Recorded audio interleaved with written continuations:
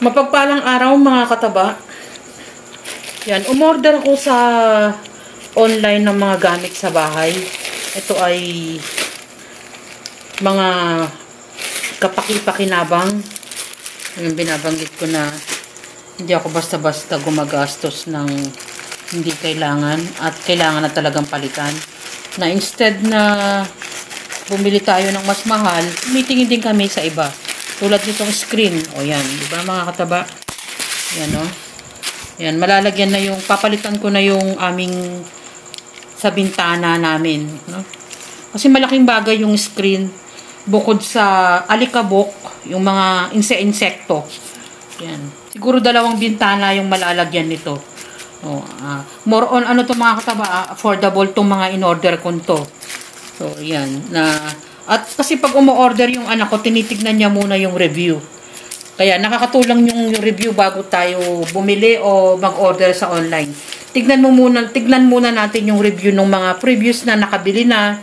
So yun yung tinitignan natin na feedback bago tayo mag-order ng same item o posible na kukunin nating item.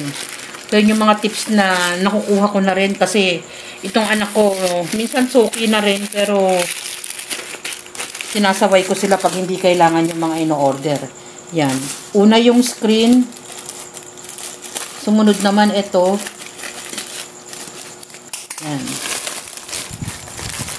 Shower curtain naman. Yan. Kailangan ko na ng kapalit ng ating shower curtain. Isa sa banyo.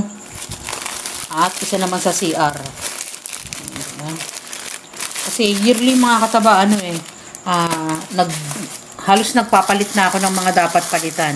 Para naman pagpasok natin ng 2025 o yung paparating na taon, malinis, maayos yung bahay natin kahit na hindi malaki, kahit na simple lang, ang importante malinis at yung mga kaya nating bilhin, binibili na natin. Kaya nga sabi ko nakakatulong yung order sa online.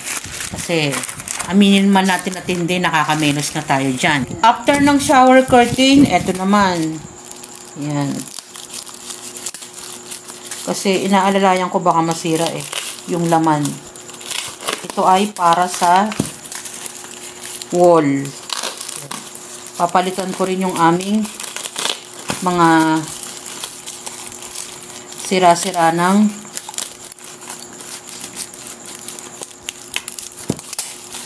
mga tiles at sa pinto. Ayan. Kaya brown ang kinuha ko. Marami ako magagamit dito mga kataba. Ito, parang ano to meron na siyang double adhesive. Ayan. Malaking bagay ito. Papalitan ko yun sa kusina at itong ating, dito rin sa pinto ng CR at ng banyo. Ayan. Ilang metro to. Diba mga kataba? Ganyan ang ginagawa ni Mama Taba. Tapos, ito naman ay ayan. Final product. Meron pa nga akong isang nire-request sa anak ko Hook naman. Magpapaano ko ng hook kasi ayaw kong nakalaylay yung ating mga socket. Kaya sabi ko mag-order siya ng hook. Tapos, ito naman ay gamit din sa bahay. Yan kasi ano siya, may paputok yan. Yan pwede tayo maglaro. Yan, diba mga kataba? Ito naman pwedeng magamit sa pagpapakulo kasi nasira na yung aming broiler. Umorder ako nito. Maliit lang siya pero tingin ko naman ay okay na to. Yan lang.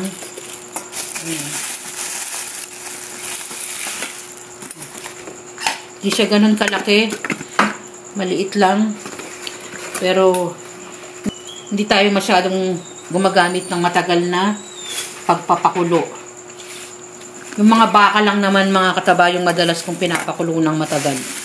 So yan yung mga in-order natin na hindi tayo masyadong gumastos ng malaki dito mga kataba. Yan yung inaano ko lagi, kinoconsider ko. Pero puro gamit sa bahay.